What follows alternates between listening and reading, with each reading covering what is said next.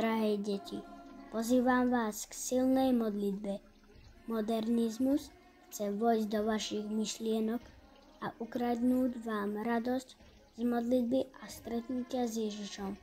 Preto, moje drahé deti, obnovte modlitbu vo svojich rodinách, aby moje materinské srdce bolo radosné ako v prvých dňoch, keď som si vás vybrala a odpoveďou bola modlitba dňom i nocou.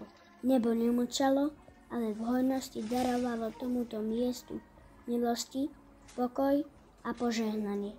Ďakujem vám, že ste prijali moje pozvanie. Panna Mária nás tento mesiac cez tetu, ktorú nazývame vizionárka, pozvala, aby sme sa modlili v rodinách. V rodinách spolu, no.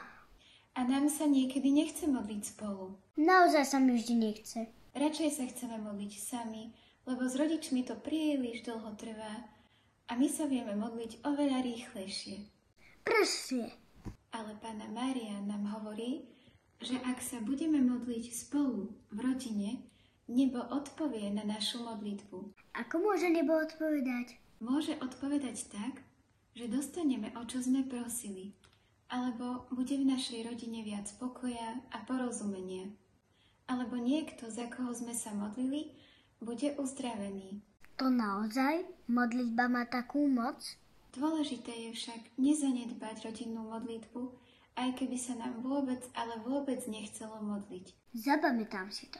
Panna Mária, ty, svätý Jozef a malý Ježiš ste sa vždy modlievali spolu. Prosíme ťa, pomôž aj nám modliť sa spolu, aby sme aj my mohli pochopiť, ako nebo odpovedá na modlitbu a aby sme verili v silu modlitby. Mária, kráľovná rodiny, oroduj za nás. Amen.